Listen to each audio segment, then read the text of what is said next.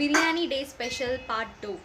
దీంట్లో మనం కుక్కర్ పెట్టుకొని కొద్దిగా నెయ్యి ఇంకా ఆయిల్ వేసుకొని చికెన్ బిర్యానీ చేయడానికి ప్రాసెస్ ఇది. కొద్దిగా లవంగాలు, దాల్చిన చెక్క, బిర్యానీ ఆకు, కడిగి శుభ్రం చేసుకున్న చికెన్ మంచిగా ఫ్రై చేసుకోవాలి. టమోటో, ఎర్రగడ్డ ప్యూరీ, అల్లం వెల్లుల్లి పేస్ట్ మంచిగా ఫ్రై చేసుకోవాలి. కొత్తిమీర, ఎర్రగడ్డలు, పచ్చిమిరపకాయలు వేసుకోవాలి. పుదీనా కూడా వేసుకోవాలి. మంచిగా ఫ్రై చేసుకోవాలి. నార్మల్గా కలర్ కావాలంటే వేసుకోవచ్చు. మేము హెల్త్కి మంచిదని పసుపు, మిరప్పొడి, కారానికి సరిపోయేంత మిరప్పొడి వేసుకోండి. ఇలా మంచిగా ఫ్రై చేసుకోవాలి.